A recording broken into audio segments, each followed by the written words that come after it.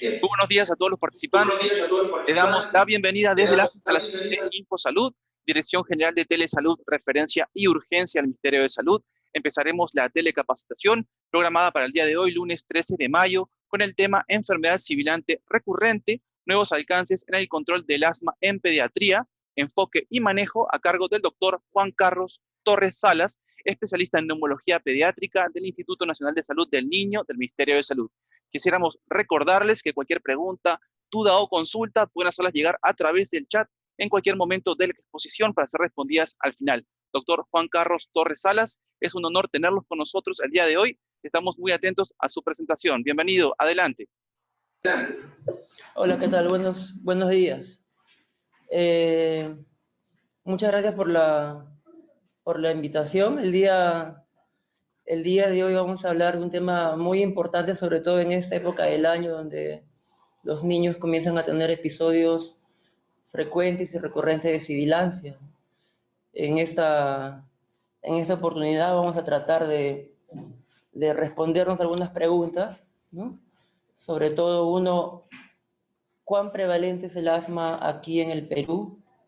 ¿Okay? ¿Cómo se reconocerían niños que estén en riesgo de tener asma sin que sean demasiado mayores, digamos, por encima de los 6 años? ¿Cómo podemos en niños más pequeños, preescolares, diagnosticar asma o reconocer a aquellos que están en alto riesgo de tener asma, ¿no? ¿Cuál es el impacto del asma en nuestro continente y en esta región del continente? ¿Y cómo se está controlando según metas del GINA, ¿no? Que es una institución que hace las recomendaciones mundiales del manejo del asma en niños y adultos? ¿Y por qué es importante investigar acerca del asma y el manejo del asma en niños? ¿Y qué nuevas estrategias existen para el manejo y el control del asma en niños menores y mayores de 5 años? Son preguntas que se van a ir respondiendo durante esta exposición. Vamos a comenzar con el estudio ISAC. El estudio ISAC es un estudio que se hizo ya hace varios años, ¿no? Es un estudio de prevalencia de enfermedades alérgicas en la infancia, ¿no? Ahí estuvieron incluidos asma, rinitis y eczema atópico. Como podemos ver, Perú está pintado de color rojo porque es la ciudad en la que se practicó el cuestionario ISAC, que fue Lima. En ese entonces mostró una elevada prevalencia de síntomas de asma a nivel mundial, ¿no?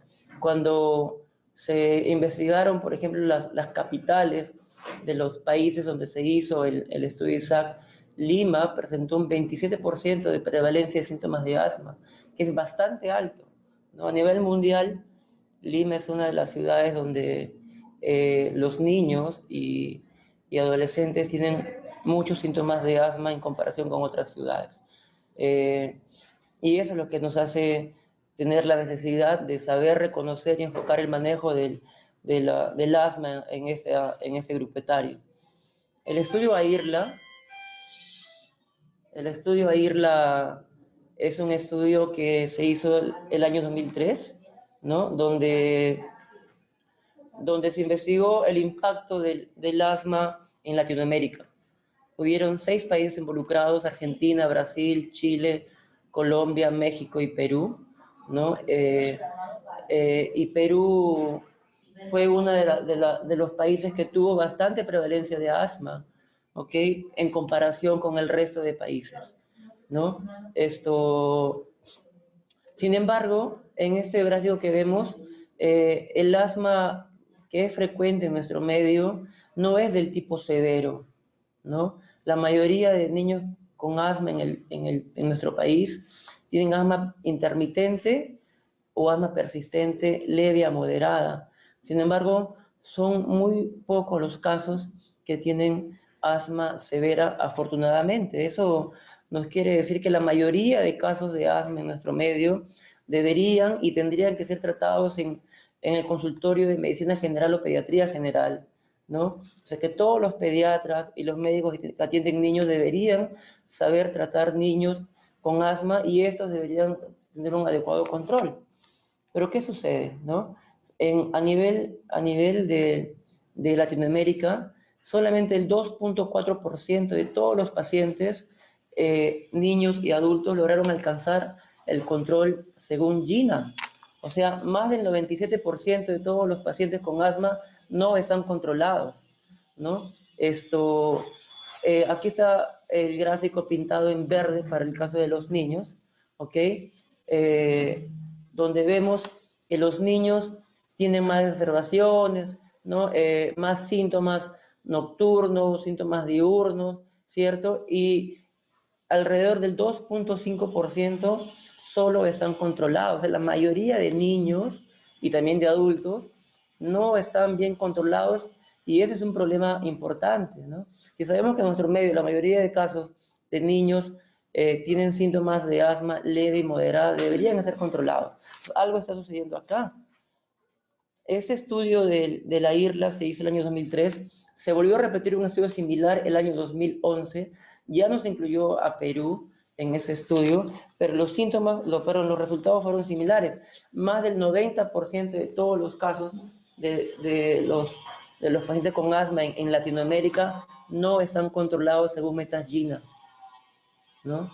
Entonces, algo que nos podría, digamos, responder el por qué no están controlados estos pacientes está en este estudio, ¿no? En ese journal que se presentó ya hace 15 años, ¿no? En donde vieron qué es lo que recetan los médicos o qué los médicos recetamos cuando vemos un paciente con sibilancias o con asma. La mayoría de los médicos en ese estudio recetaba solamente terapia de rescate, o sea, salbutamol, para cualquiera de los casos de la gravedad de la enfermedad. Para asma intermitente y para asma persistente severa, la mayoría solo indicaba salbutamol. Muy pocos, ¿no?, indicaban corticoides inhalados y menos aún indicaban tratamiento combinado cuando se diera el caso, ¿no? Entonces, eso quizás es la respuesta por el cual tenemos una gran cantidad de pacientes que no están controlados, ¿no? Porque en el consultorio nosotros solamente estamos tratando la punta del iceberg, ¿no? O sea, solo estamos tratando síntomas y no estamos tratando la enfermedad de fondo, ¿no? Que es la que justamente debería ser tratada para comenzar a controlar los síntomas del asma y aumentar los niveles del control del asma en nuestro medio. Este es un estudio que salió hace poquito también, en donde Perú, ¿no?, justamente tomaron en consideración a Perú respecto a por qué las áreas urbanizadas con respecto a las áreas no urbanizadas tienen más síntomas de asma y más prevalencia de asma. Acá se compararon a 1.500 pacientes adolescentes entre 13 a 15 años, ¿no?, que fueron en Lima y en Tumbes, ¿no?, en el norte del país, siendo Lima una ciudad urbanizada y una ciudad allá en el norte del país de tipo no urbanizado, ¿no? Y intentaron ver cuáles eran las diferencias entre cada ciudad para poder ver qué es lo que hacía que una ciudad u otra tenga más síntomas de asma. Todavía el estudio no está dispuesto en resultados, pero los estudios preliminares han visto de que hay más síntomas de asma persistente y moderada en Lima, ¿no? En Lima, donde por el grado de urbanización, los contaminantes que se encuentran, como por ejemplo las partículas de materia de 2.5 micras y el ozono, así como el óxido nitroso o el óxido de azufre, son contaminantes que están elevados en esta ciudad y tendrían algo que ver con el aumento de la prevalencia de síntomas de asma en áreas urbanizadas, ¿no? Eso podría también dar la respuesta por el cual en Lima haya más prevalencia de asma. Entonces, Perú, y sobre todo Lima, es una ciudad donde hay mayor síntomas de asma y es una necesidad para nosotros los médicos tratar a estos pacientes. Pero ¿cómo podríamos identificar a esos pacientes pequeñitos, ¿no?, menores de 5 años o preescolares, con riesgo de tener asma o con asma?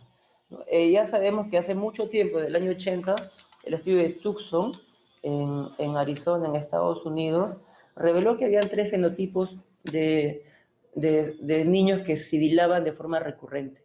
Y esto se hacían clásicos, ¿no? Cuando nos enseñaron en la universidad, por ejemplo, que habían sibilantes de inicio precoz, unos sibilantes no atópicos y unos sibilantes atópicos que eran los verdaderos asmáticos, ¿no? Ellos tenían unas características. Los sibilantes de inicio precoz no nacían con función pulmonar baja, ¿no? Estaba relacionado al tabaquismo materno durante el embarazo y se postulaba que era una alteración estructural de las fibras de colágeno en la vía aérea que hacían que esos niños se les obstruya el pecho de forma recurrente durante los primeros 3 años, pero luego de los 3 años ellos comenzaban a dejar de sibilar, ¿no? Otro segundo grupo, que eran los sibilantes no atópicos o de inicio tardío, eran aquellos niños que luego de hacer una bronquiolitis comenzaban a tener sibilancias recurrentes, ¿no? Y el tercer grupo eran niños que no tenían antecedentes de nada, de ninguna infección respiratoria que podría hacer que hagan enfermedad recurrente, pero tenían papá asmático, mamá asmática, tenían antecedentes de eczema atópico, tenían elevados niveles de inmunoglobulina E y eosinófilos, ¿no? Y esos niños eran los verdaderos asmáticos. Entonces, estos fenotipos en la corte de Tucson fueron los que iniciaron la secuencia de estudios que hasta ahora existen para poder reconocer qué paciente preescolar está en riesgo de tener asma, ¿no? Se han hecho más estudios, como por ejemplo en la corte de Avon en el Reino Unido, donde encontraron 6 fenotipos, ¿no? Pero estos fenotipos se relacionaban de 2 en 2 a los de la corte de Tucson, ¿no? De esa manera se hacía un poco difícil poder saber, dependiendo de cada fenotipo de niño preescolar que se llevaba de forma recurrente, qué niño podría tener asma o estaba en riesgo de asma, ¿no? El año 2000 se lanzó o se publicó el índice predictivo de asma, que hasta ahora está funcionando y nos sirve mucho para diagnosticar asma en la preescolaridad. El doctor Rodríguez, ¿no?, que es un médico peruano que actualmente radica en Chile, hizo un estudio tomando en consideración a los pacientes de la corte de Tucson, ¿no? Y encontró que los niños que tenían asma o que estaban en riesgo de tener asma tenían ciertos antecedentes que él los publicó en un score de asma que él llamó índice predictivo de asma, ¿no? Hay 2 criterios mayores y hay 3 criterios menores. Y el diagnóstico de asma o el riesgo elevado de tener asma a la edad de los 6, 8, 11 y 13 años se elevaba si tenían un criterio mayor o 2 criterios menores, ¿no? Como criterio mayor encontramos el asma parental, o sea, el diagnóstico médico de que uno de los padres tenga asma, o el diagnóstico médico de que el niño tenga eczema atópico o dermatitis atópica, ¿no? Hay 3 criterios menores, como el diagnóstico médico de rinitis alérgica en el niño, ¿no?, que tenga sibilancias no asociadas a resfríos y una eosinofilia periférica mayor al 4%. Como podemos observar, es un score bastante sencillo que se puede aplicar en cualquier medio de salud, que nos puede identificar niños que tienen riesgo de tener asma o son niños asmáticos, ¿no? El preguntar si el papá tiene asma, si el niño tiene eczema atópico, si el niño tiene síntomas de rinitis alérgica, si se le cierra el pecho cuando no está resfriado, o tomarle un hemograma y ver la cantidad de eosinófilos, nos hacía elevar la posibilidad. Por ejemplo, tiene un valor predictivo positivo en 77%, ¿no? 77% es alto. Lo bueno del índice predictivo de asma es su especificidad, ¿no?, que es cercana al 100%. O sea, aquel niño que no tiene un API positivo no tendría riesgo de tener asma, ¿no? Este estudio se ha comparado con otros scores de asma, ¿no? Como por ejemplo el que se hizo en la isla de White en el Reino Unido, y un score que es el score de PIAMA, ¿no?, que encontraban también otros factores, pero sin embargo no tenía una sensibilidad ni especificidad tan buena como la del API, ¿no? Y hasta ahora nos ha ayudado bastante. O sea, la mayoría de niños que vemos en el consultorio aplicamos ese score, ¿no?, y podemos saber qué niño se va a beneficiar del tratamiento preventivo de forma precoz, ¿no?, porque sabemos diferenciar y enfocar a qué paciente tiene riesgo de tener asma o tener asma ya en la preescolaridad. eso de que hay que esperar a que el niño tenga 5 años o 7 años u 8 años para diagnosticar asma ya está dejando de ser una realidad. Uno ya puede diagnosticar asma o prever que el niño va a tener asma antes de los 5 años, y eso nos va a ayudar a darle tratamiento preventivo. Finalmente, el tratamiento preventivo controlador va a hacer que la posibilidad de que el niño desencadene alteraciones estructurales en la vía aérea y dañe su función pulmonar, y que no se traduzca a menor frecuencia de visitas a la emergencia, que los papás no vayan a trabajar, que el niño deje de estudiar, ¿no? Si es que recibe medicación preventiva. Entonces, aplicando el índice predictivo de asma nos ayuda muchísimo para poder enfocar a estos pacientes con riesgo de tener asma y darle tratamiento. Ya después comenzaron a haber una modificación al índice predictivo de asma que se llama índice predictivo de asma modificado, ¿no? En donde la doctora Gilbert, ¿no?, agregó la sensibilización a un aeroalergeno, ¿no?, como criterio mayor, ¿no? Retiró rinitis alérgica como criterio menor y agregó, por ejemplo, la sensibilización a alimentos como la leche, el huevo o el maní, ¿no? Y igual, un criterio mayor o dos criterios menores elevaban el riesgo de tener asma en la preescolaridad en niños que tienen sibilancias recurrentes y que tienen menos de 5 años. Este índice predictivo de asma modificado se usa o se emplea en muchos para realizar estudios clínicos, sin embargo no ha sido aplicado a grandes escalas, en grandes poblaciones, como sí ha sido utilizado el índice predictivo de asma, el original de Castro Rodríguez.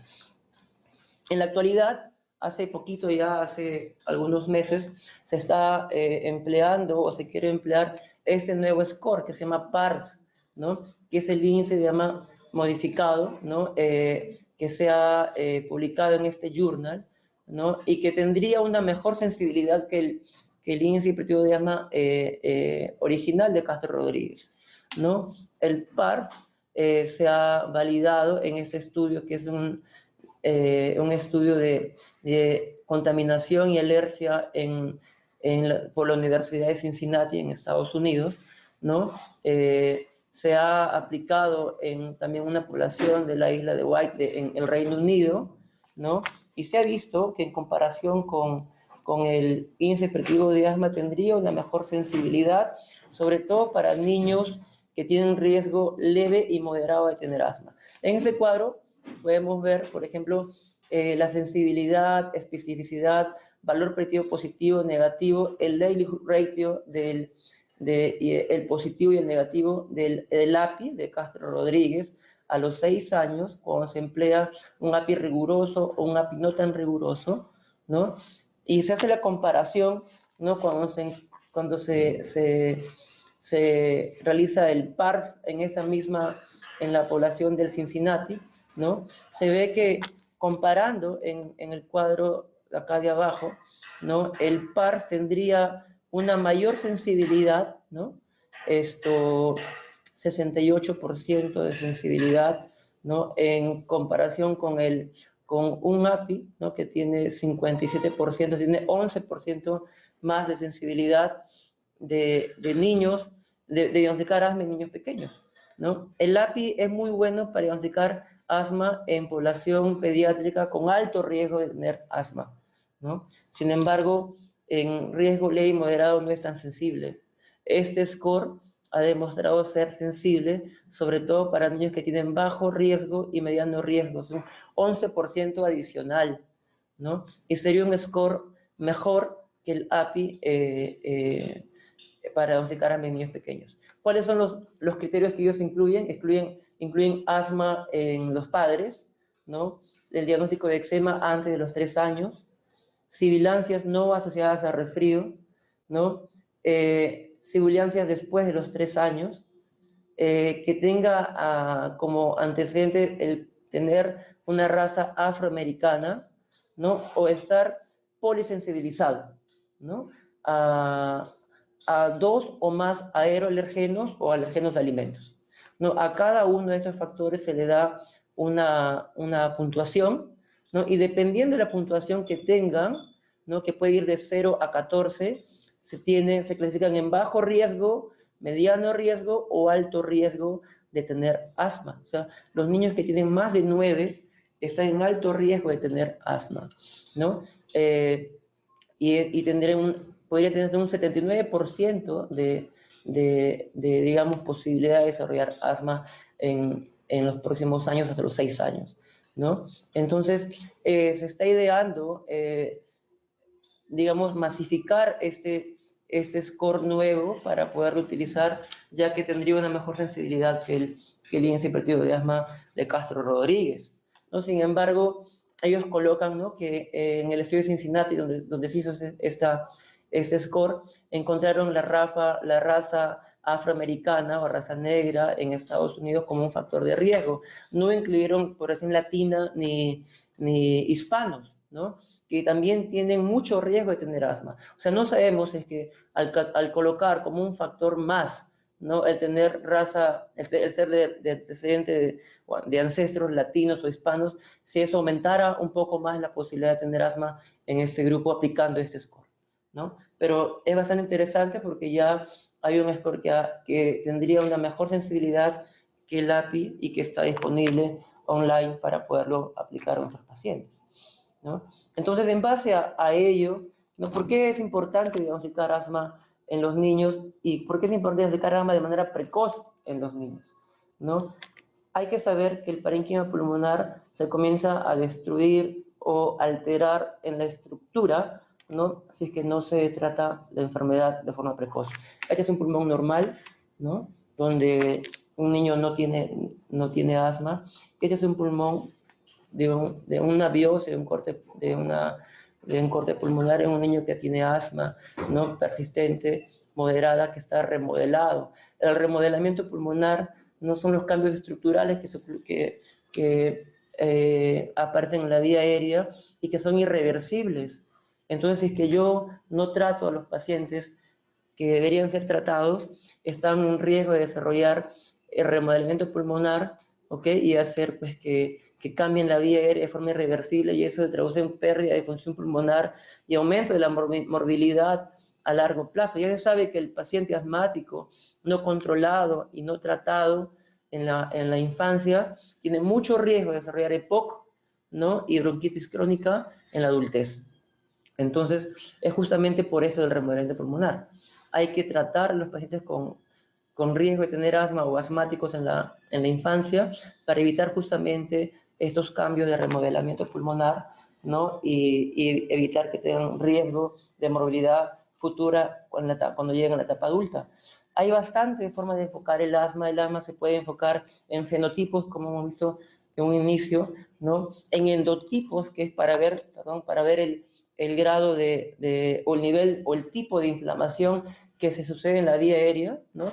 Ya se sabe que hay un endotipo de origen eosinofílico, ¿no?, que son aquellos pacientes en los cuales la alergia es lo que prima, pero hay un endotipo de tipo neutrofílico, en donde no existen niveles elevados de eosinófilos, donde no existen aumentos de inmunoglobulina E, ¿no? Lo que hay es una inflamación de tipo neutrofílica, y esos son los más pesados o más difíciles de tratar, porque estos pacientes no responden a corticoides inhalados, ¿no? Y se está viendo que también debería verse, ¿no?, el tratamiento del asma en base al grado de remodelamiento pulmonar, ¿no?, y hacer pruebas que nos indiquen si es que estos pacientes ya tienen algún grado de remodelamiento pulmonar para poderlos tratar de forma más agresiva, ¿no? Porque el remodelamiento pulmonar se relaciona a daño futuro de la función pulmonar y aumento de EPOC y de bronquitis crónica. Entonces, dentro del tratamiento de los pacientes con asma, es muy importante saber cómo se deben entregar los medicamentos inhalados. La aerosol terapia, que es una cápita que he decidido incluir en esta charla, es muy importante, porque los niños deben de recibir un buen tratamiento, y muchas veces el entregarle el tratamiento depende de usar un dispositivo como una aerocámara. Y el tipo de aerocámara y la manera como administramos el aerosol con la aerocámara a veces dificulta la llegada del medicamento a la vía aérea. Hay que considerar que los medicamentos aerosolizados deben tener una una cantidad de tamaño en micras que se llama diámetro aerodinámico medio, ¿no? Que tienen que tener menos de 5 micras para que puedan llegar a vía aérea periférica. Todos los medicamentos que tienen más de 5 micras se quedan pegados en la orofaringe, ¿no? Y muy poquitos llegan a la vía aérea. Por ejemplo, usar un aerosol, ¿no? Como en MDI, ¿no? El inhalador que a veces lo colocan en la boca de forma directa. Si se coloca de forma directa, sin usar una aerocámara, este aerosol se va a distribuir con las partículas mayores de 5 micras y muy poquito va a llegarle a vía aérea periférica donde tiene que hacer efecto. Entonces, hay necesidad de usar una aerocámara para que el medicamento se pueda, digamos, dispersar y provocar que tenga menos de 5 micras y pueda llegar a vía aérea donde haga su efecto, ¿no? También hay que tener en consideración el tipo de las partículas o el tipo de medicamento preventivo que estamos usando, ¿no? Saber que usar budesonida para controlar síntomas de asma no es lo mismo que usar fluticasona, ¿no? A veces la cantidad de budesonida que tenemos que usar es mayor a la que tenemos que usar, a la que deberíamos usar con fluticasona para elevar la función pulmonar, ¿no? A veces dicen, no, yo estoy dándole 400 microgramos de budesonida para que yo pueda alcanzar el control y solamente estoy dándole 125 microgramos de fluticasona, ¿no? La fluticasona tiene una mejor llegada a vía aérea, ¿no? Por el medicamento per se que budesonida, pero eso no dice que fluticasona sea mejor que budesonida. Si se entrega de forma adecuada, entonces los dos medicamentos son muy buenos. Hay que tener en cuenta que el niño, cuando vamos a entregarle un medicamento aerosolizado, ya sea nebulizado o por MDI, tiene que estar quieto y tiene que estar despierto.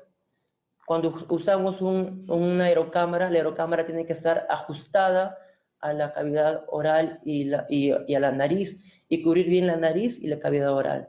Si no está ajustada, entonces pasa lo que se ve en la figura. Todo se queda en la vía, en cavidad oral o orofaringia, y muy poquito le llega a vía aérea periférica.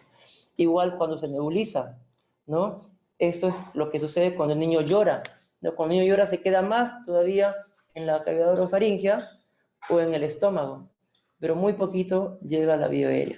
Sin embargo, cuando usamos un aerosol o un nebulizador que está ajustado, ¿no? A la cavidad, a la cara, cubriendo una boca y nariz, ¿no? Y el niño está calmado, va a haber depósitos, sí, a nivel orofaringio y de estómago, pero va a haber también mayor depósito a nivel de vía aérea donde queremos que haga efecto, ¿no? Entonces hay que tomar en consideración que los pacientes tienen que estar despiertos, sentados y calmados, porque de otra forma el medicamento no se garantiza que llegue bien a vía aérea.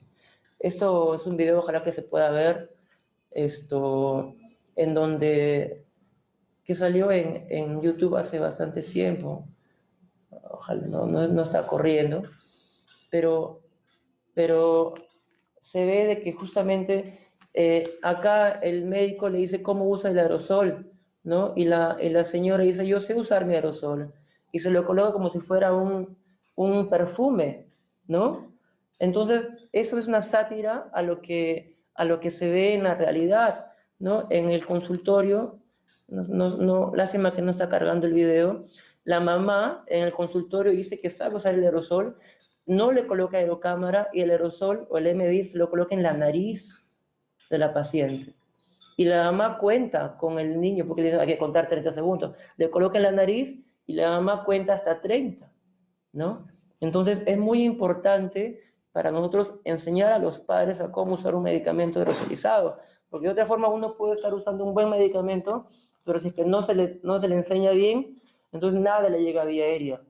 Hay que tener en consideración que el hecho de que el niño sea pequeño y que tenga menos edad y por ende menos peso, no significa que tenga que usar menos cantidad de medicación preventiva. O sea, a veces dicen, como el niño es pequeño, solo tiene que usar 50 microgramos de fluticasona para que se controle, pero no podemos usar más dosis como un adulto, ¿no? Un adulto usa hasta 250 microgramos de fluticasona. porque el niño es pequeño, hay que usar menos cantidad. Y no saben, ¿no? O no sabemos de que de repente el depósito en vía aérea periférica es muy pequeño en el niño, menos del 3% del medicamento que uno usa de forma adecuada en un niño menor a 1 año llega a vía aérea periférica, en comparación con el adulto o niños grandes, que es hasta un 60%, ¿no? O sea, el mismo medicamento entregado de una forma adecuada en un adulto o en un niño difiere. En el niño llega menos del 3%, en el preescolar es menos del 5%. Eso nos da a entender de que la cantidad del medicamento no tiene nada que ver con el peso ni la edad del niño. Es más, a veces hay que dar más medicamento que un adulto, ¿ok? Para poder garantizar que el niño esté más controlado. Porque el niño no colabora muchas veces, porque el niño no sabe respirar de forma como respiramos los adultos, ¿no? Entonces la compliance pulmonar también, que es el grado de distensibilidad del pulmón, no es el mismo en el niño que en el adulto. Entonces el medicamento no le llega de forma adecuada, ¿no? En un niño pequeñito en comparación con un adulto. Es por eso que a veces nosotros le damos más medicamento, ¿no? Y no hay que espantarnos por eso, ¿no? Y no hay que tenerle temor a usar una dosis mayor de medicamento inhalado en un niño pequeño comparándolo con los adultos. ¿Está bien? ¿Qué más? Hay que también tener en consideración que el tipo de medicamento se puede usar usando, por ejemplo, una aerocámara con una mascarilla. La mascarilla se usa hasta los 4 años, ¿no? Porque el niño no colabora. Pero desde que el niño comienza a colaborar y que puede inhalar con la boca, ¿ok? Hay que quitarle la mascarilla y colocarle la boquilla y que el niño inhale por la boca.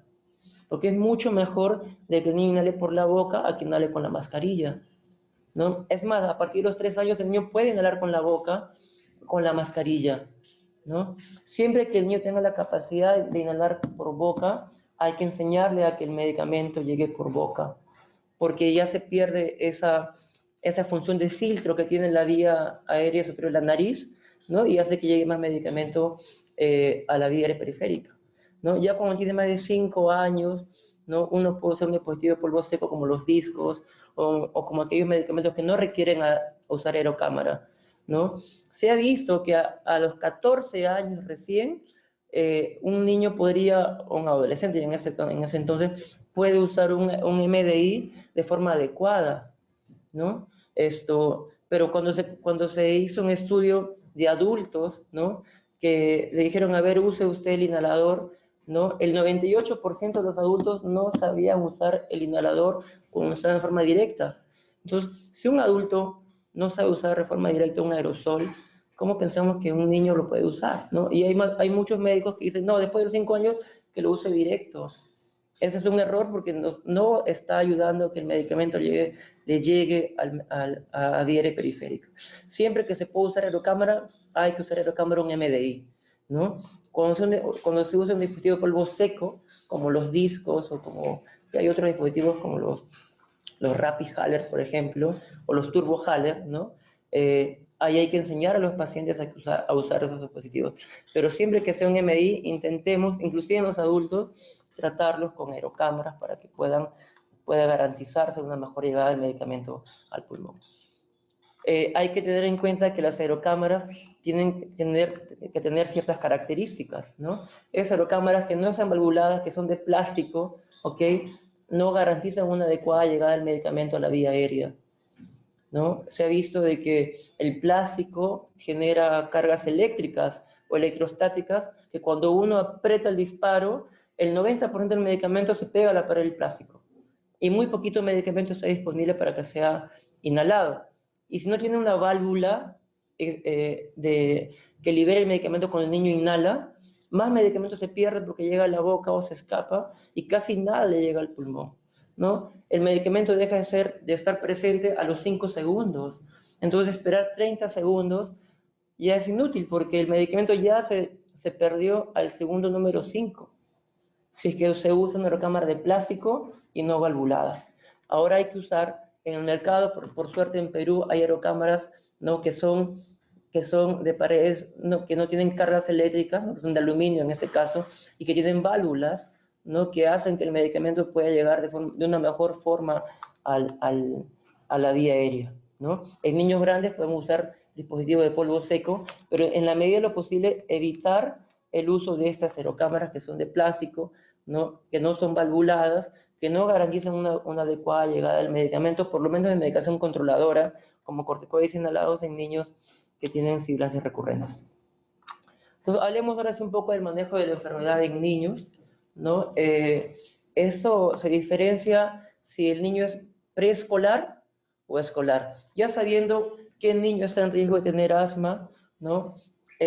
Preescolar, ¿no? Y el diagnóstico del asma en el escolar es mucho más sencillo, ¿no? Porque la principal causa de sibilancias recurrentes en el escolar es por asma, ¿no? Hacer una prueba de función pulmonar o aplicar algunos criterios como si es que el papá tiene asma, como lo que dice el índice clínico de asma, ayuda a hacer el diagnóstico del asma en el escolar o en el adolescente, ¿no? Entonces, ¿qué se ha visto? Antes se intentaba tratar las sibilancias recurrentes en base a fenotipos. Se ha visto que no funciona porque no se pueden hacer estudios que nos digan qué tratamiento funciona si tratamos esas sibilancias en base a fenotipos, ¿no? La ERS, el Comité Europeo de Respiratorio, nos ideó otra manera de cómo tratar a los pacientes preescolares, ¿no? Hablando de los preescolares que tienen sibilancia. Nosotros vemos, los que tratamos niños con sibilancia, sabemos que existen dos tipos de niños a quienes les sirve el pecho de forma recurrente. Aquellos niños que son monogatillados, ¿no? O que también son llamados sibilantes episódicos virales, que característicamente solo se les cierra el pecho cuando tienen resfríos. Cuando no están resfriados están totalmente asintomáticos. Y aquellos niños que se les cierra el pecho, que tienen broncoespasmo, cuando están resfriados y también cuando no están resfriados, cuando se exponen a algún alimento, cuando se exponen a algún aeroalergeno, aire acondicionado, qué sé yo, ¿no? Entonces, dependiendo del tipo de sibilante, si es monogatillado o multigatillado, uno podría tratar a estos pacientes preescolares. Y esta propuesta sí es útil porque se puede evaluar el tipo de tratamiento dependiendo del tipo de sibilante que sea ese paciente. Y también, dependiendo del tipo de sibilancias que tengan los pacientes, podríamos reducir la carga total de corticoides inhalados que se puedan indicar para el caso de sibilantes monogatillados. Sin embargo, esta visión de cómo tratar a esos pacientes es un poco, ha tenido controversias en cuanto a su uso, porque no sigue un patrón longitudinal de sibilancia, no diferencia la sibilancia de otros síntomas, no están validados con pruebas de función pulmonar y marcadores inflamatorios, es eminentemente clínico. Sin embargo, aún así se usa y funciona, pero hay que tener en consideración que hay que controlar de forma periódica a aquellos pacientes que catalogamos como sibilantes episódicos virales o monogatillados, porque un año o por un tiempo, estos pacientes que solamente sibilan cuando están resfriados pueden cambiar o virar a sibilar también cuando están resfriados y cuando no están resfriados. En este estudio que se hizo aquí, ¿no? En este journal, este año, el año 2010, se siguieron a los pacientes por 2 años, se los dividieron en monogatillados y multigatillados, ¿no? O episódicos virales y multigatillados. Y se vio de que aquellos niños que el primer año fueron catalogados como monogatillados, el segundo año, el 50% de ellos viraron a multigatillados, ¿no? Y lo mismo pasó, aquellos pacientes que inicialmente fueron catalogados como monogatillados, un 50% viró el segundo año a ser monogatillado. Entonces, el 54.1% de todos los pacientes cambiaron de fenotipo luego de un año de observación, ¿no? Entonces, no necesariamente aquel paciente que sibila solo por virus durante un periodo va a seguir sibilando por virus todo el tiempo. Es importante la evaluación periódica para ver si es que ese paciente vira su fenotipo hacia multigatillado o monogatillado, ¿no? Y eso solamente el seguimiento médico puede digamos, evaluarlo. En esos pacientes, ¿no?, que tienen enfermedad monogatillada o intermitente, o enfermedad multigatillada o persistente, y que son preescolares, uno puede ofrecerle ese tratamiento, ¿no?, que digamos es el más completo y el que se recomienda actualmente. Si es monogatillado, o sea, tiene síntomas intermitentes y tiene un índice predictivo de asma modificado negativo, uno podría ofertarle acitromicina. Acitromicina de manera precoz, ¿no?, durante un curso donde el curso de una enfermedad respiratoria baja. Ahora vamos a ver por qué, porque se emplea acitromicina, ¿no? Y si el paciente tiene síntomas intermitentes, pero tiene un API modificado positivo, uno puede darle corticoides inhalados a alta dosis de forma intermitente. Sin embargo, si el paciente es multigatillado y tiene eosinofilia, está sensibilizado a aerogenos, hay que darle corticoides inhalados a baja dosis de forma diaria, ¿no? Si es que no tiene eosinofilia y no está sensibilizado, pero tiene síntomas persistentes, o sea, tiene un patrón de tipo neutrofílico, ¿ok? Ahí es un poco más difícil el tratamiento y la combinación de corticoides inhalados aquí baja de forma diaria, antileucotrienos u otras cosas más, ¿no? O darle tratamiento corticoide de forma intermitente podría ayudar, ¿no? Hay que tener en consideración que aquellos pacientes que tienen enfermedad intermitente, ¿no? Y que tienen API positivo, ¿no? Pero son niños, son de sexo masculino, son de raza blanca o han tenido antecedentes de haber sido hospitalizados, pues están aerosensibilizados. Este grupo podría beneficiarse de recibir corticoides inhalados a dosis bajas de forma diaria, ¿no? Porque tienen mucho riesgo de virar a ser multigatillado.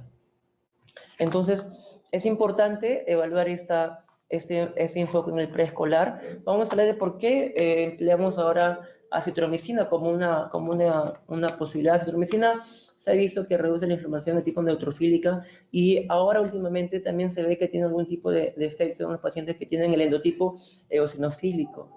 En ese estudio, April, y hay otro estudio que se llama COPSAT, que no lo he colocado aquí todavía, ¿no?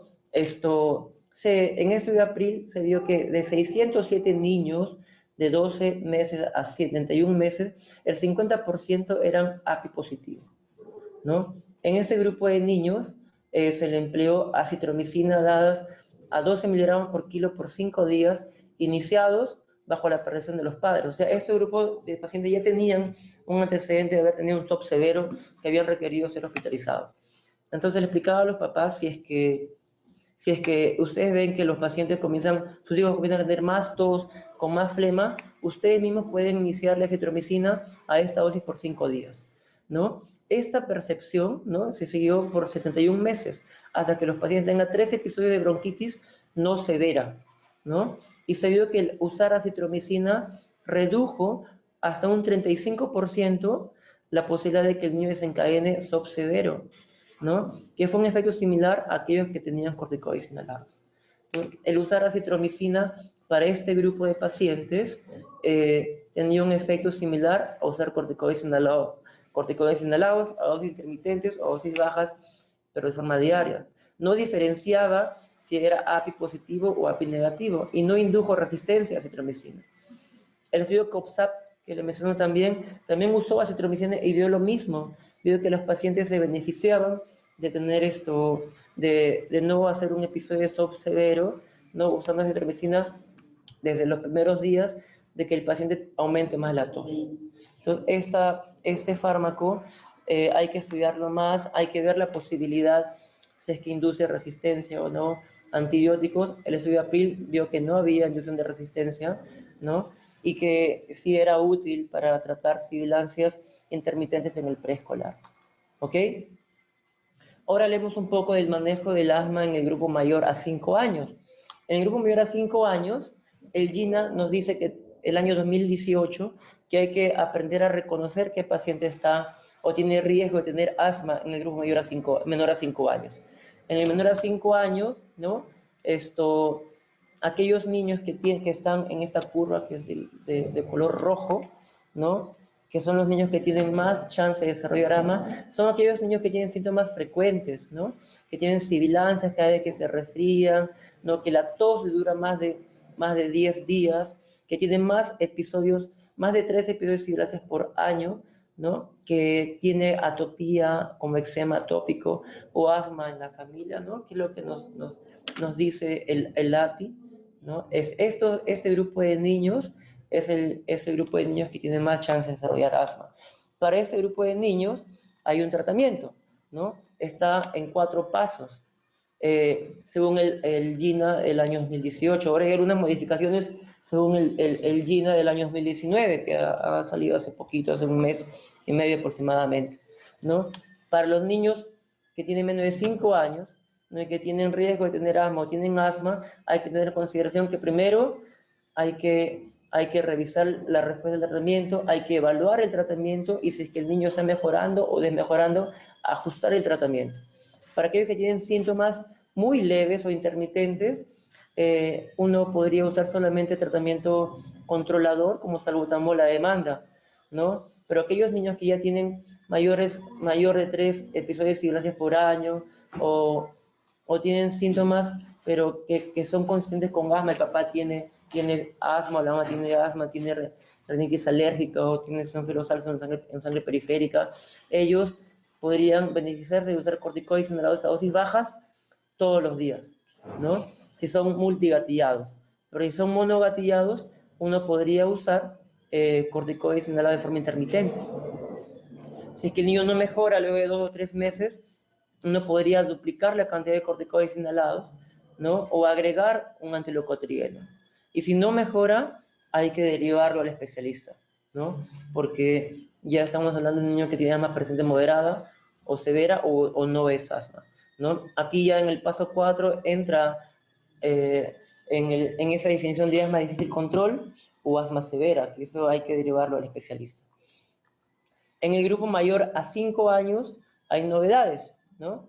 Por ejemplo, en el grupo mayor a 5 años, ahora lo que se está observando en el GINA 2019 es que el empleo de salbutamol como terapia de rescate para aquellos pacientes que están en el paso número 1 se ha relacionado a un aumento del número de crisis asmáticas, ¿no? Y que usando salbutamol combinado con corticoides inhalados, ¿no?, esto podría ayudarse a reducir ese episodio de crisis asmáticas, ¿no? Ahora últimamente se está cuestionando el usar solamente salbutamol como terapia de rescate, ¿ok?, en aquellos pacientes que están en el paso número 1. ¿Está bien? Y que se está viendo que es más útil usar un corticoide inhalado asociado a un broncodilatador de acción corta como tratamiento del paso número 1 y también como tratamiento a demanda, ¿no? En los niños más grandes, por ejemplo, ya se sabe de que hay que usar tratamiento con corticoide inhalado y un broncodilatador prolongada para el paso número 1 y para todos los pasos como medicación de rescate. Ahora, el GINA 2019 recomienda que en niños mayores de 12 años ya no se use salbutamol, ¿no? El salbutamol está como una opción digamos, adicional, pero no es un medicamento que se prefiere. El medicamento que se prefiere en niños más grandes como tratamiento de rescate, ¿no?, y para el paso número 1 es usar formoterol con budesonida, ¿no?, que es una combinación de un corticoide inhalado, ¿no?, con un broncodilatador de acción prolongada, pero que tiene efecto muy rápido, que se comporta como una acción corta, que es el formoterol. El formoterol funciona o comienza a tener efecto a partir de los 2 minutos de haber sido administrado. Entonces, como que en términos sencillos funcionaría como un salbutamol, ¿no?, porque se usaría en combinación con un corticoide inhalado. Y esa es la novedad que se ha visto en GINA este año, que se está recomendando ya no usar salbutamol para este grupo de niños mayores a 12 años, sino usar la combinación formoterol con budesonida, ¿no?, que eso reduciría el número de episodios de sibilancias y de observaciones de sibilancias en este grupo etario. Y vamos a ver los estudios que han garantizado eso, ¿no? Acá, en el paso número 2, siempre están los corticoides inhalados a dosis bajas de forma diaria como tratamiento controlador, y ya a partir del paso número 3 está la terapia MART. La terapia MART significa tratamiento de mantenimiento y de rescate con un solo inhalador, ¿no? O sea, usar una combinación de un broncodilatador de acción prolongada con un corticoide inhalado como tratamiento en la mañana y en la noche y como rescate, ¿no? Y vamos a tener a la mano dos aerosoles que antes usaba corticoide inhalado con un LABA, ¿no? Y aparte salbutamol. Ahora con un mismo aerosol se está recomendando usarlo como terapia de mantenimiento y como de rescate, ¿no? Que es lo que se está recomendando actualmente según GINA de este año, ¿ok? Eso es lo que se ve en el niño mayor a 5 años, eso es el GINA del año 2018, perdón, pero que el año 2019 ya ha cambiado, ¿ok? Y los estudios que están, digamos, avalando estas recomendaciones que hemos mencionado en esta charla, son esas, ¿no? Que se han hecho en el grupo CARE. El grupo CARE ha hecho muchos estudios dependiendo del nivel de asma en los pacientes. Vamos a hablar un poco de cada uno para poder afianzar conocimiento. El estudio MIST es el estudio que nos decía por qué hay que usar corticoide inhalado a dosis altas de forma intermitente en niños con sibilancias recurrentes y que tengan menores de 5 años, ¿no? Ese estudio incluyó 300 niños aproximadamente, menores de 5 años, que tenían API positivo y que tenían recurrente, ¿no? Y quería digamos, evaluar la frecuencia de observaciones que requieran corticoide inhalado cuando usaba budesonida de forma diaria, ¿no? O budesonida intermitente durante los días de un resfrío. Y cuando no estaba resfriado no se usaba. ¿Qué se vio? Se vio que en ese estudio, ¿no? El emplear budesonida tenía el mismo resultado de forma intermitente como forma diaria, ¿no? No se encontró diferencia significativa entre ambos grupos respecto al número de observaciones que requieran corticoide inhalado. Pero lo que se vio es que el grupo intermitente recibió 104 miligramos menos de budesonida que el grupo que recibe budesonida de forma diaria, ¿no? O sea, el beneficio de usar tratamiento intermitente era justamente la reducción de corticoides inhalados en esos pacientes que tenían sibilancias monogatillas inducidas por virus, ¿no? Y es por ello que se recomienda usar tratamiento intermitente en aquellos niños que tienen síntomas monogatillados, ¿no? Este estudio, que es el estudio PIC, es un estudio que es bastante interesante y que hay que tener en consideración porque nos habla de que el asma no se cura, el asma solo se controla. Fueron 300 niños aproximadamente API positivos menores de 3 años que fueron randomizados para recibir por 2 años fluticasona 100 o placebo. Y un tercer año de observación sin que reciban medicación, ¿ok? Entonces, ¿qué se vio? Ellos querían ver como un objetivo primario la proporción de pacientes que no tenían síntomas, ¿no? O los episodios libres de enfermedad durante el año de observación, o sea, durante el tercer año. Y en el tercer año, ¿qué se vio? Acá está pintado o sombreado en los 2 primeros años que reciben fluticasona o placebo, ¿no? Fluticasona en celeste, placebo en rojo, y el tercer año de observación.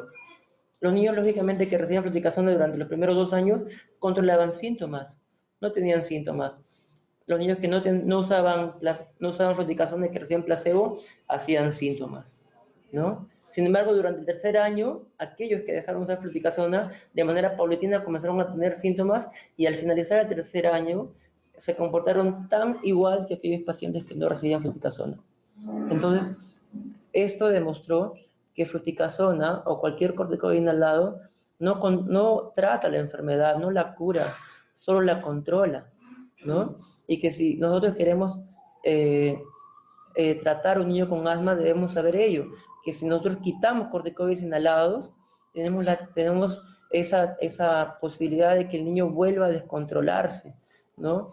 Entonces, el asma es una enfermedad que hay que tratarla hasta que deje de tener síntomas y el control de los síntomas tiene que ser periódico, aunque el paciente no tenga episodios de sibilancias, porque dejar de usar un preventivo hace que el niño se comporte tal y cual como si nunca hubiera usado un preventivo. Y eso es lo que nos enseñó el estudio PIC.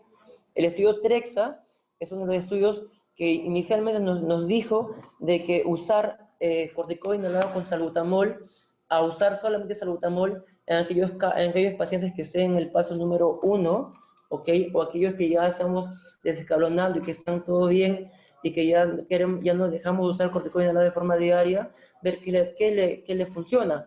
Si usamos solamente salbutamol a demanda o salbutamol con corticoide inhalado a demanda. En el estudio TREX se vieron cuatro grupos. Unos que usaban beclometasona de forma diaria, además beclometasona con salbutamol condicional. El segundo grupo usaba beclo diario, pero salbutamol condicional, ya no salbutamol con corticoide inhalado. El tercer grupo era solamente recibían beclometasona con salbutamol de forma de rescate, cuando tenían síntomas. Y el cuarto grupo solo recibía salbutamol, no usaban beclometasona diaria. ¿Y qué querían ver? El tiempo a la primera extracción que requiera corticoides orales.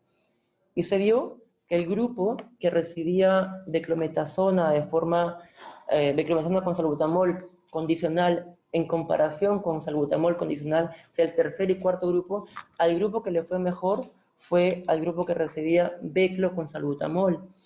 Entonces, ese es uno de los primeros estudios que ya se vio del año 2011, ¿no? Que comenzaba a ver de que para aquellos pacientes del paso número 1 que tengan síntomas muy infrecuentes, ellos se beneficiaban de usar salbutamol con un corticoide inhalado, ¿no? En comparación que solo usar salbutamol para evitar que tengan síntomas relacionados a una exacerbación, ¿no? Y ahora Gina lo refrenda, ¿no? Diciendo que aquellos niños grandes, mayores a 12 años, ya no deberían usar salbutamol, sino un broncodilatador de acción corta con un corticoide inhalado para controlar síntomas como medicamento de rescate.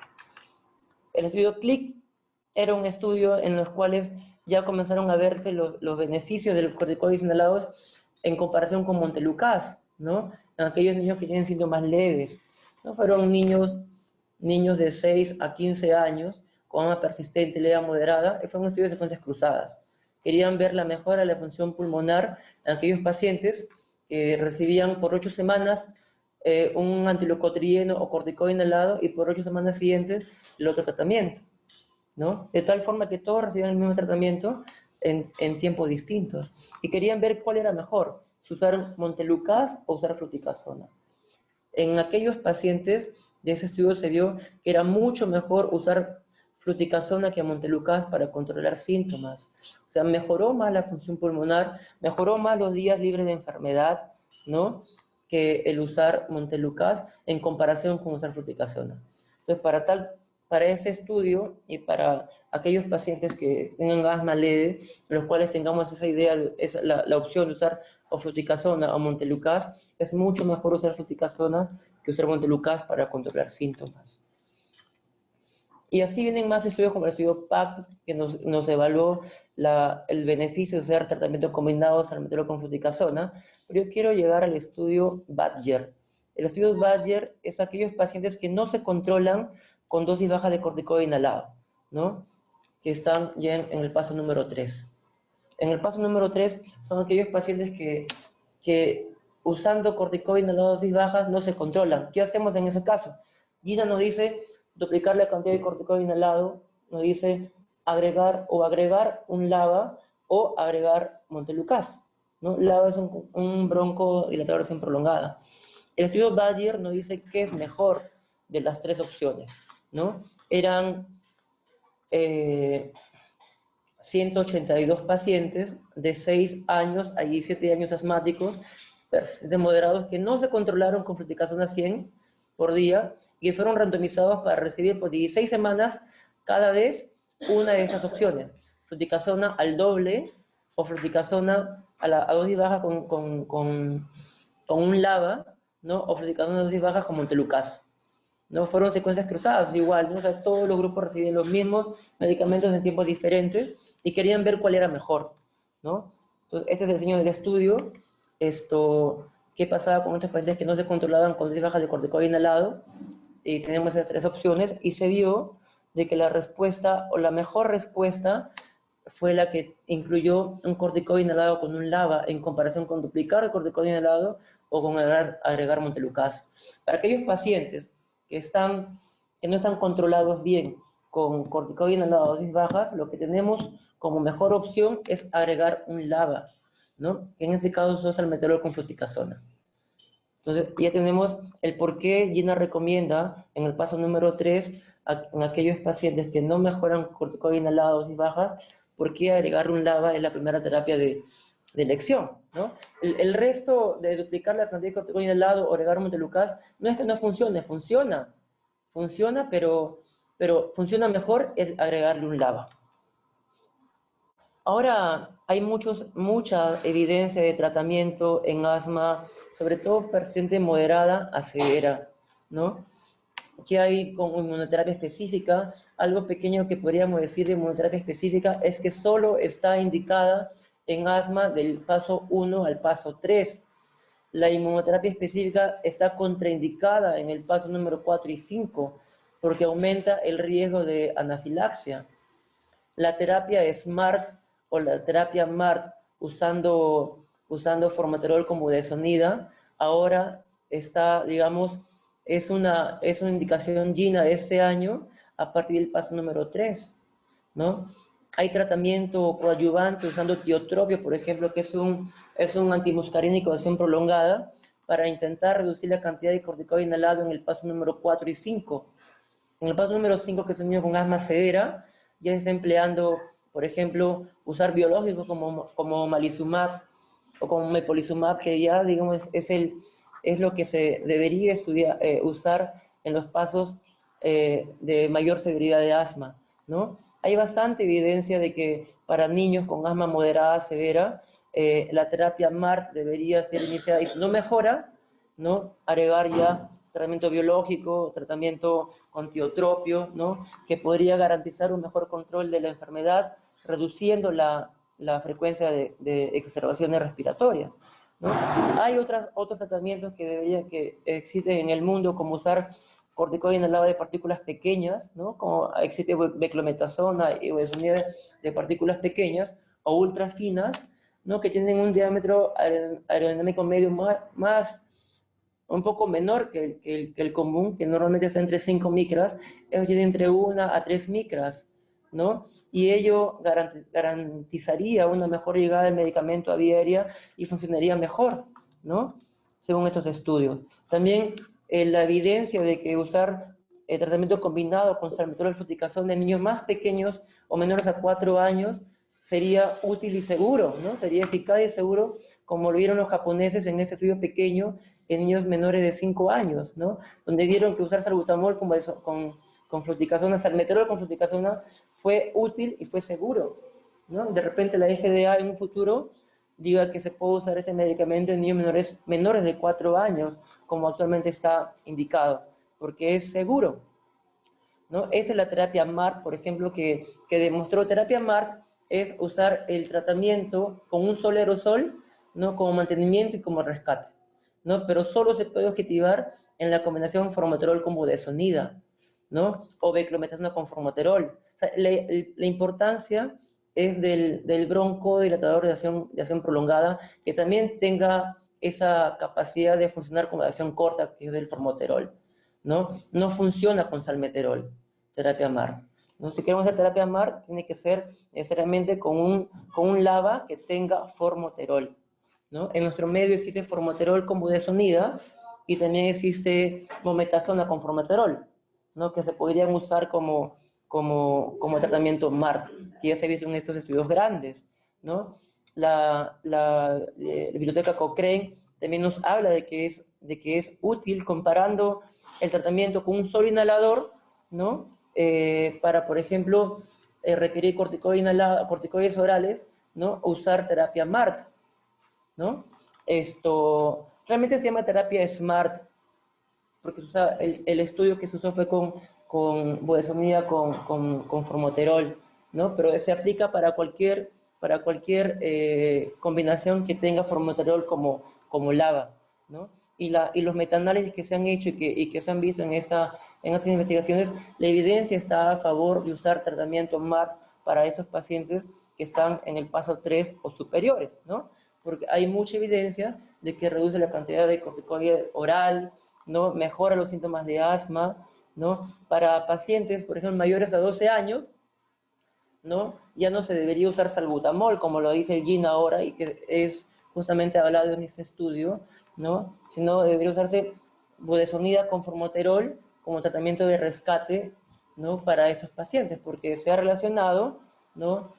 a un mejor control de síntomas que el grupo que solamente usó un SABA o un broncodilatador corta, ¿no? Y que también tuvieron menos exacerbaciones. ¿No? Las exacerbaciones anuales fue menor en el grupo que usaba budesonida o formoterol como rescate a aquellos pacientes que usaban solamente terbutalina como un broncodilatador de acción corta. Entonces, hay bastante evidencia ahora de que es mucho mejor usar terapia MART y también usar un corticoide al lado con formoterol, ¿no? Como terapia de rescate en aquellos pacientes que están en el paso 1 y como a demanda en cualquiera de los pasos. Saber que también usar formoterol con budesonida o formoterol con otro corticoide inhalado está indicado por FDA a partir de los 6 años, ¿no? Y comparando esta con otros tratamientos, el usar ese tipo de terapia MART ayuda, ¿no? O la combinación budesonida con formoterol ayuda mucho para esos pacientes en este grupo etario.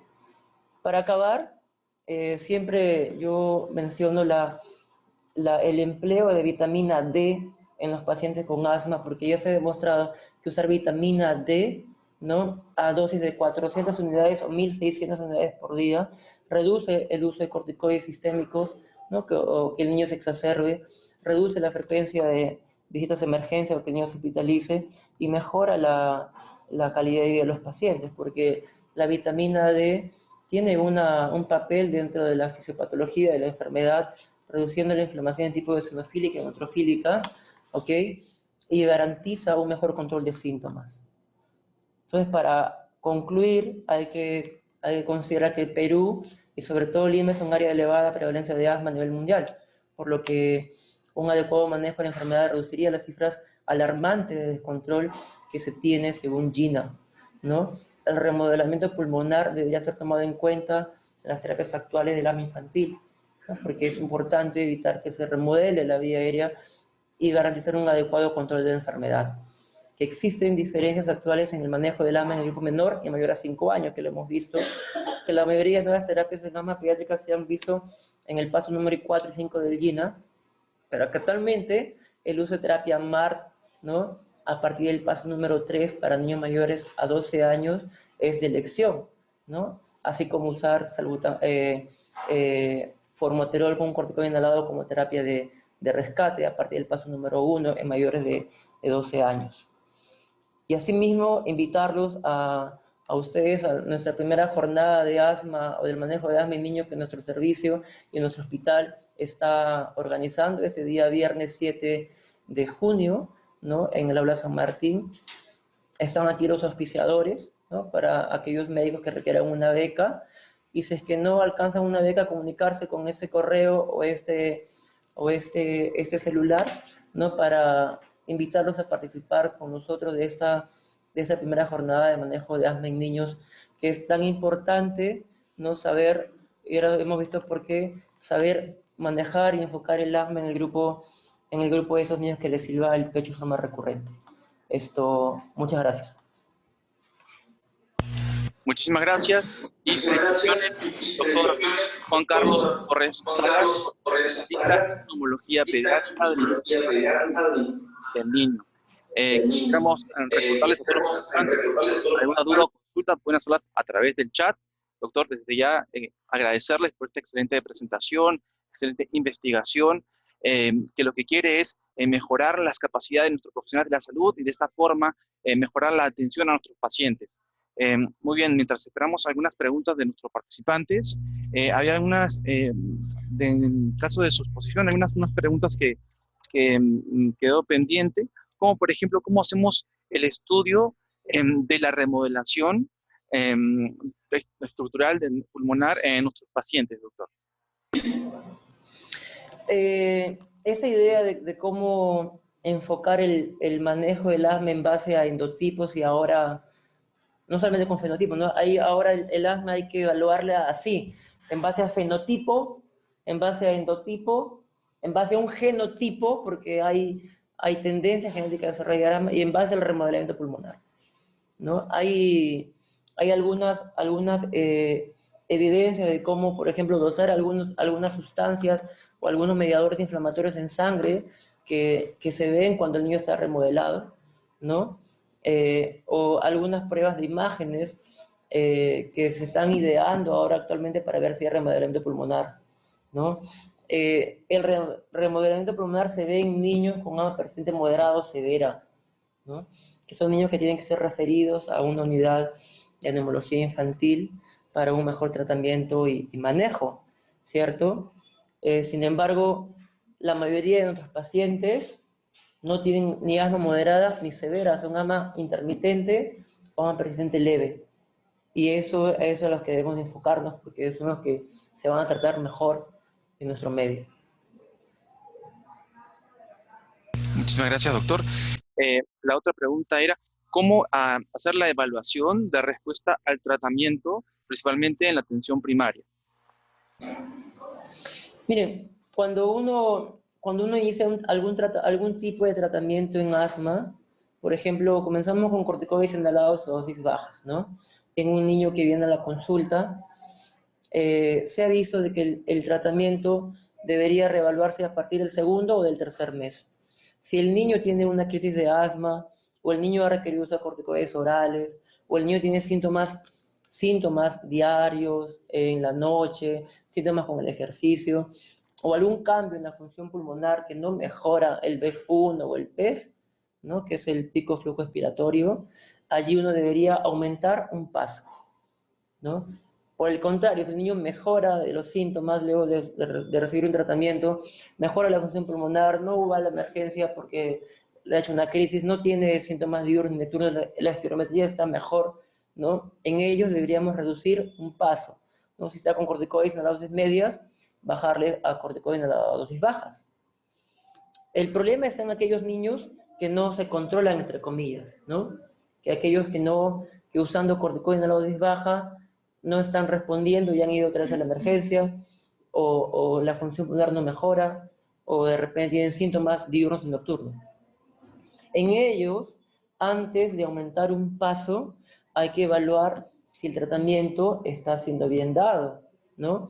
Uno, la adherencia al tratamiento, que es muy importante. Los papás tienen que darle por lo menos 5 de 7 días el tratamiento de que se le ha indicado. Y segundo, ver cómo le está dando, si la técnica inhalatoria es la adecuada, ¿no? Si es que está cubriendo bien la boca y la nariz, si está dándole el tiempo necesario que tiene que tener el medicamento con la aerocámara, qué tipo de aerocámara está recibiendo, y tratar comorbilidades. Por ejemplo, rinitis alérgica es una cosa muy importante que hay que tratar, porque si es que no se trata la rinitis, se ha visto que el tratamiento de asma no es efectivo. Sinusitis también es una cosa muy importante que hay que tratar. Hay mucha controversia respecto al reflujo gastroesofágico, ¿no? No se sabe si es que el reflujo empeora el asma o no lo empeora, pero sí se sabe que el reflujo por sí mismo da síntomas respiratorios, ¿no? Entonces hay que controlar también el reflujo gastroesofágico antes y otros factores más antes de elevar un paso más, ¿no? O antes de catalogar a un niño como asma severa. Muchos niños realmente que son derivados a neumología con el diagnóstico de asma severa, realmente son asma de difícil control, son términos diferentes. El asma de difícil control no necesariamente es asma severa. A veces el asma de difícil control es aquel niño que no está recibiendo bien un tratamiento porque no hay adherencia o no recibe bien la medicación, ¿no? O no es el medicamento que necesita en ese momento. Entonces, para evaluar el control hay que tomar en cuenta esas cosas, ¿no? El tiempo que por lo menos tiene que ser 2 meses y evaluar justamente si está recibiéndolo bien y de forma adecuada.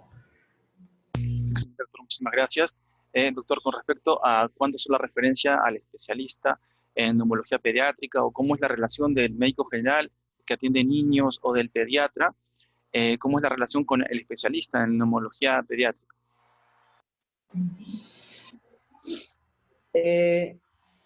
Cuando atendemos niños en el hospital, ¿no? Que están referidos por asma moderada o severa, que realmente son muy pocos, ¿ah? Los que tienen esa, o están catalogados como tal,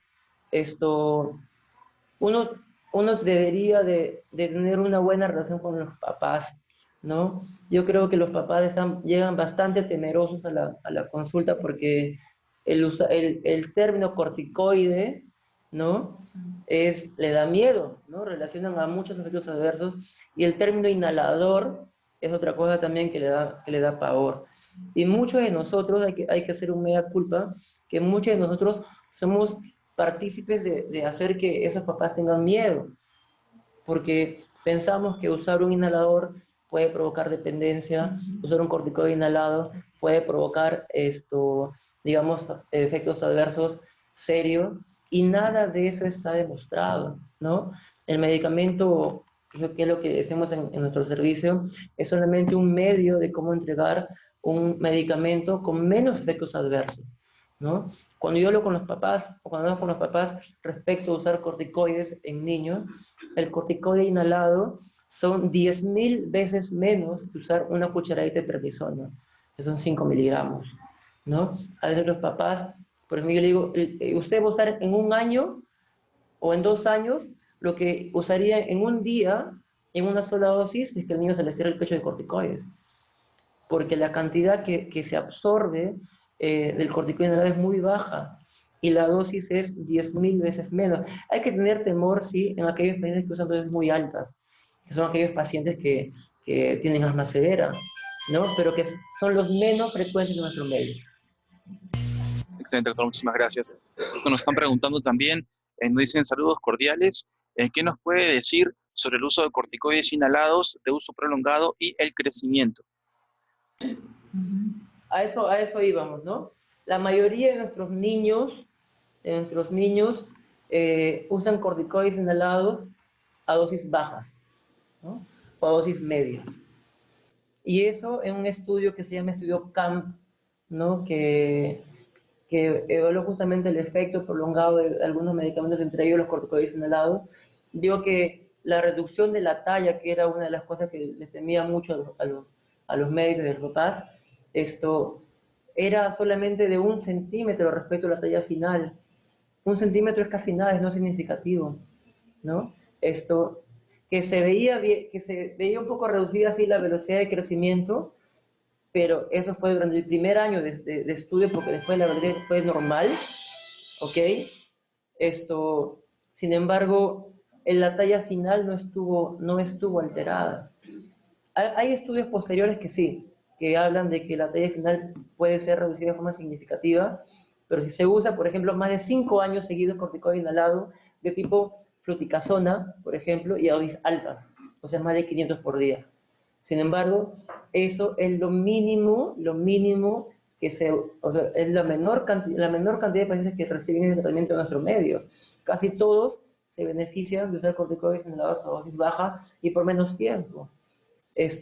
Pero aún así lo recibiera, la Academia Americana de Endocrinología Pediátrica ha dicho, ¿no? Ha dicho es que el paciente asmático requiere una cantidad de tratamiento que se necesita para controlar la enfermedad, hay que usarla, porque es peor dejar un niño no controlado, ¿no? Porque eso hace que se enferme más, que pierda días de escuela, días de trabajo de los papás, más dinero perdido. Igual hay tendencia a estar crónicamente enfermo, a que no crezca, a que esté bien controlado, no con corticoides en la dosis muy alta, y que la velocidad se vea reducida. Porque en tales casos, igual se puede reducir la talla al final, ¿no? Pero el niño que está controlado no tiene a veces otros problemas asociados.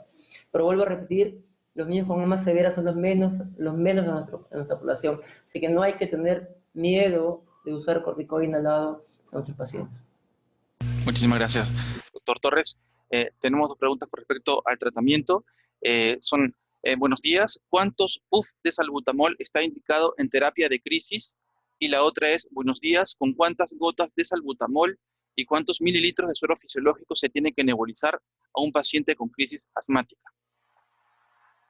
Esas son 2 buenas preguntas, porque son cosas que a veces nos alarmamos cuando ven que le indicamos 20 gotas de salbutamol a un niño con crisis de asma. La primera es, ¿cuántos puffs de salbutamol se pueden usar? Se pueden usar hasta 24 puffs en 1 hora, ¿no?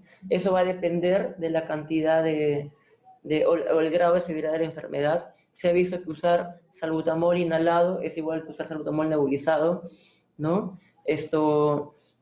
Uno puede darle de 2 a 4 puffs cada 10 o cada 20 minutos por el espacio de 1 hora, ¿no? Y eso se ha relacionado a que tenga un mejor efecto comparado con la nebulización, ¿no?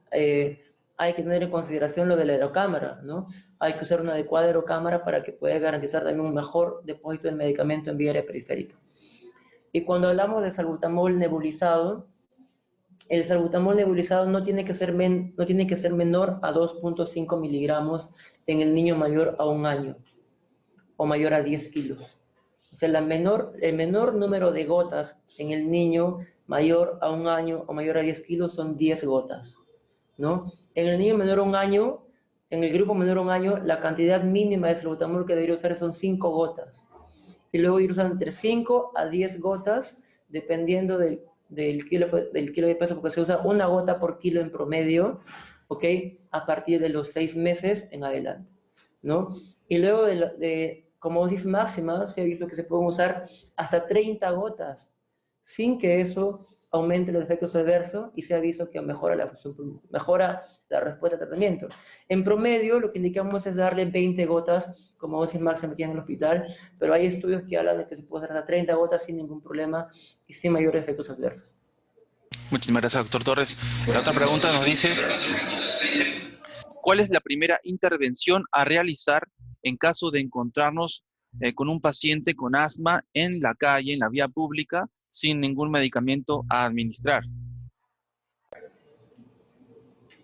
Bueno, ahí va a ser un poco difícil, ¿no? Yo pienso que el ABC, ¿no? que se usa para prevenir vías aéreas y que depende mucho de la severidad del caso, ¿no? Es muy raro que un niño o un paciente que se encuentre en la calle con una crisis de asma sea fatal, ¿no? El asma casi fatal, o sea, aquellas crisis que comienzan y que al poco tiempo tiene un desenlace fatal, o sea, provoca muerte del paciente, es rarísimo, ¿no? Por lo general no da tiempo para llevarlo a un hospital o a una emergencia, o llevarlo a casa para darle salbutamol, ¿no?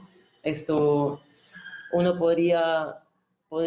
lo que se recomienda es que cuando un niño tiene síntomas de asma, es darle aerosol, ¿no? Salbutamol como primera maniobra a usar, ¿no?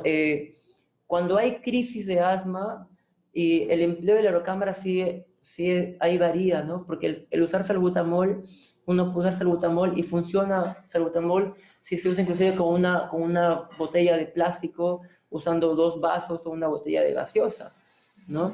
Porque el salbutamol tiene receptores en toda la vía aérea, de la vía aérea superior a la vía inferior, ¿no? Entonces, si no disponemos de una aerocámara, podemos, digamos, idearnos de hacer una aerocámara con un espaciador, ¿no? No es lo mismo cuando se emplean corticoides inhalados.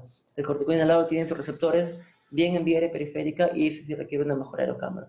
En la calle, buscar salbutamol y entregarlo con una aerocámara artesanal, digámoslo así, hasta que se pueda llevar a la emergencia. Muchísimas gracias, doctor. Nos han preguntado también sobre cuál es la mejor técnica de uso del inhalador.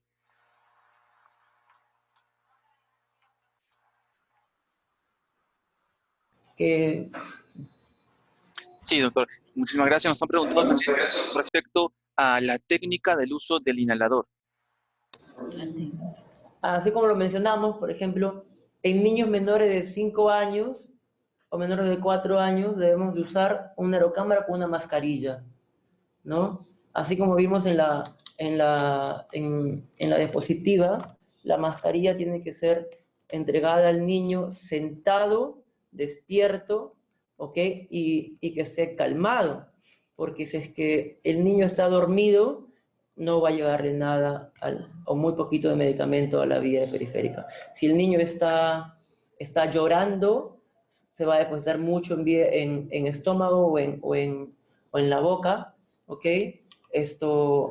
Y no va a garantizar la llegada del medicamento. Entonces, la mejor técnica es usar una buena aerocámara valvulada y que tenga paredes antiestáticas. 1. Segundo, el niño tiene que estar sentado, despierto, ¿ok? Y calmado. Ajustar bien la aerocámara a la boca y a la nariz, ¿no? Y dejarlo por lo menos 20 segundos. Realmente el tiempo que se quede el medicamento exacto se ha visto son 17 segundos, ¿no? Nosotros le colgamos 30 segundos para que sea, digamos, un tiempo, ya es lo que hablan, ¿no? Pero Por lo menos 20 segundos tiene que estar allí metido el medicamento. Si el niño colabora, que es más o menos a partir de los 2 o 3 años, que abra la boca y respire con la boca abierta durante ese tiempo. Si el niño es más grande y tiene más de 4 años, quitémosle la mascarilla, coloquémosle la boquilla y que inhale por boca, ¿no? Con la aerocámara por boca, con la boquilla, ¿no? Y que inhale entre 5 a 10 veces con la aerocámara por la boca. O niños más grandes pueden usar dispositivos de polvo seco, ¿no? Que esos vienen en DPI, el DPI viene en turbojales, rapijales, los discos que hemos visto después, ¿no? Sin embargo, no pretender que el medicamento le va a llegar bien si no usamos aerocámara. Siempre un MDI hay que usarlo con aerocámara. Muchísimas gracias, doctor. Excelente. Nos han preguntado también sobre el uso de Montelukast. ¿Qué tan efectivo es en el asma bronquial? La prevención. El Montelukast tiene su indicación, ¿no? El Montelukast tiene su indicación, como hemos visto, funciona en niños pequeñitos. Se ha indicado, acá vamos a ver el caso gráfico en el menor a 5 años, ¿no? En el menor a 5 años, Montelukast se usa para niños que tienen síntomas en el paso número 2, que tenemos la opción de darle corticoides a las dosis bajas, es el tratamiento preferido de elección, o uno puede darle Montelukast, ¿no? El Montelukast se usa durante la época que el niño tenga síntomas, ¿no? Si, por ejemplo, estamos en invierno, no pretendamos que solamente darle 1, 2, 3 meses va a mejorar, al igual que el corticoide inhalado. El tratamiento se usa y hay que hablarle a los papás de que hay que darle hasta que vengan los síntomas de calor, la temporada de calor, ¿no? O sea, hasta que venga el verano. Probablemente todo el año de los meses fríos hay que usar un medicamento preventivo, sea cual fuere, fluticasona, Montelukast o las combinaciones. ¿Ok? Se ha visto que Montelukast no funciona si se usa de forma intermitente, así como funcionan los corticoides inhalados. Si un niño está resfriado y queremos evitar que tenga broncoespasmo, uno puede dar tratamiento intermitente con corticoides inhalados y saltas, pero no con Montelukast. El Montelukast también se puede usar como tratamiento adicional a aquellos pacientes que no se controlan corticoides inhalados a dosis bajas, ¿no? Ahí le replicamos la cantidad de corticoide inhalado o le agregamos Montelukast, tanto en el grupo menor o mayor a 5 años. Es un medicamento que también se usaría para casos leves, ¿cierto? Y que en aquellos casos que tienen síntomas de rinitis alérgica, porque Montelukast también mejora la rinitis alérgica. Entonces, para aquellos niños que tienen síntomas leves y con rinitis alérgica, usar Montelukast, ¿no? O aquellos que no se controlan corticoide inhalado y que tienen menos de 5 años, usar Montelukast. Doctor, con respecto a la pregunta de Montelukast, quisiera implementar algo. ¿Es el tiempo apropiado para prevención 1 año? ¿Hay un descanso y continúo o es solamente 1 año para la prevención? ¿Cómo es el tratamiento de Montelukast? Con cualquier medicamento para asma, el tratamiento siempre tiene que ser, digamos, guiado en base a los síntomas. Como hemos visto en el estudio PIC nos enseñó que el asma no se cura, el asma se controla, ¿no? Acá está. En este estudio que siguió por 3 años, se le dio un tratamiento preventivo. Puede haber sido Montelukast también, ¿ok?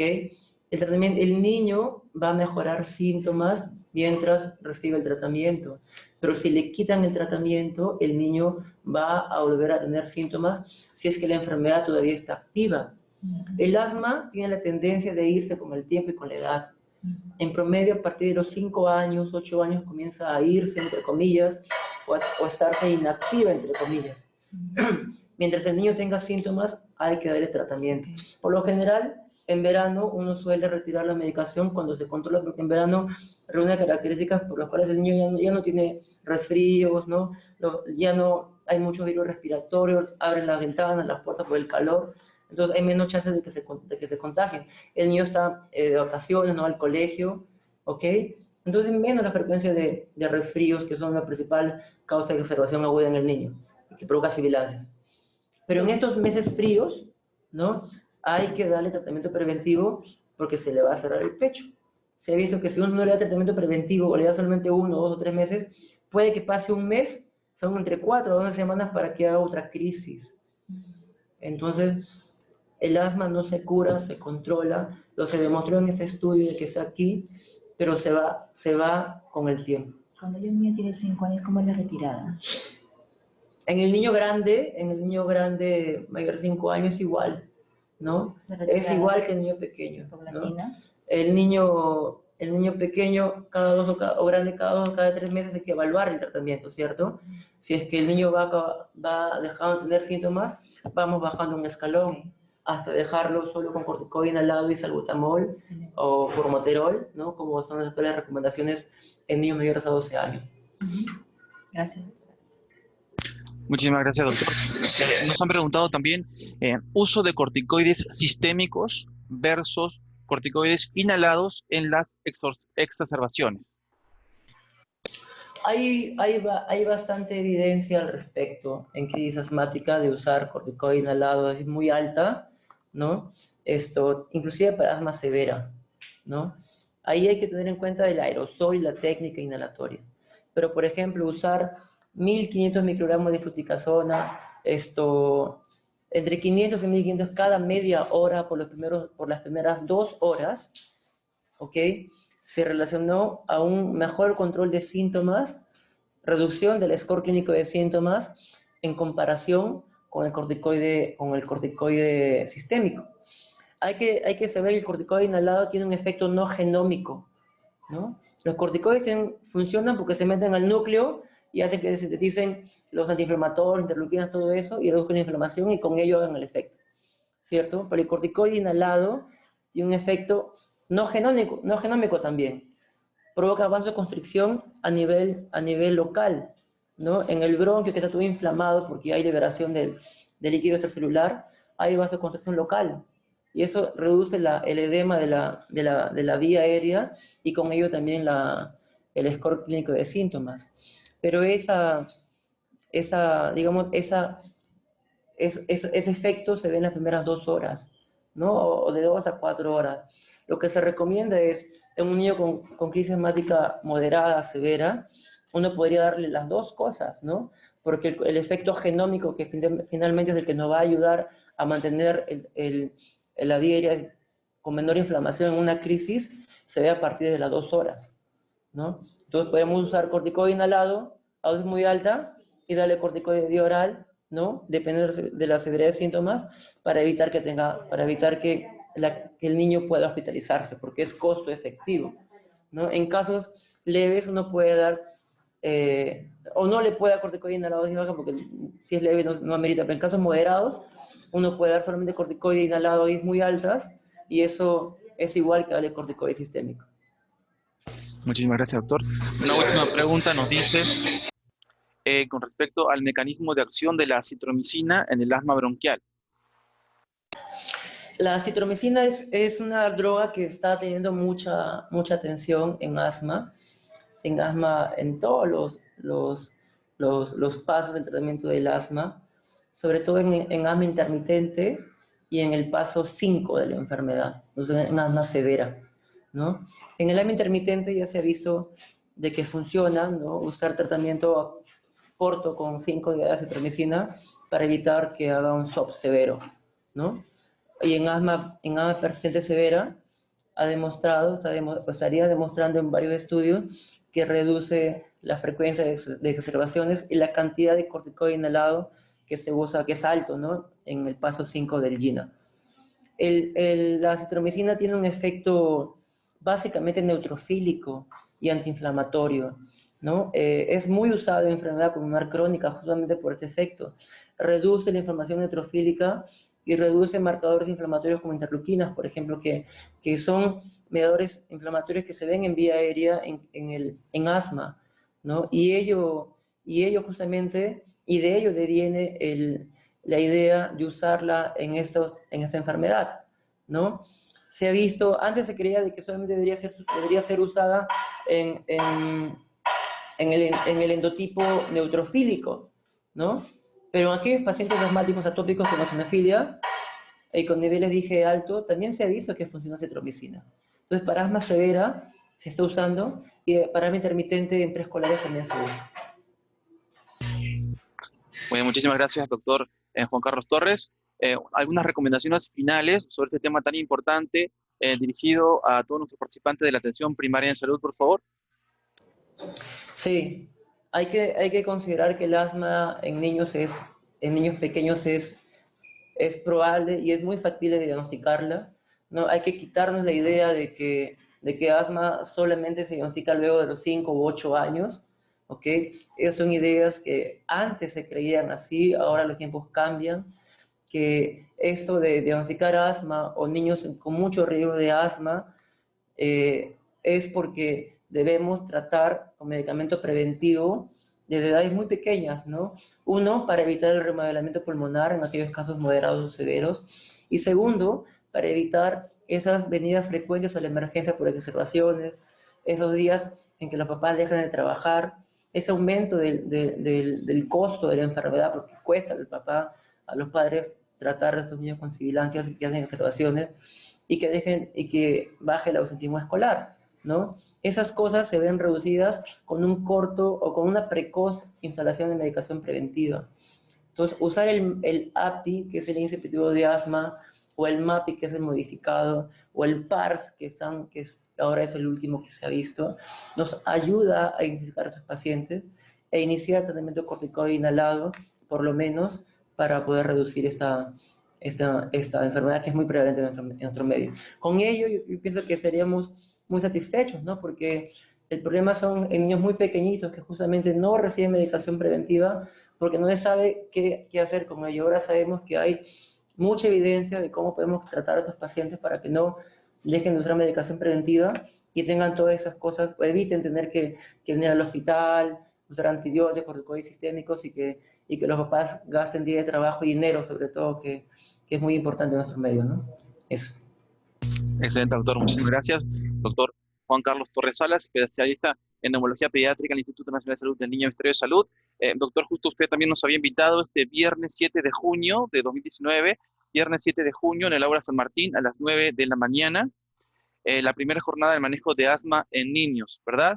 Y nos había mencionado que en el caso que si necesitan tener becas, pueden escribir a el correo electrónico galenosf@gmail.com.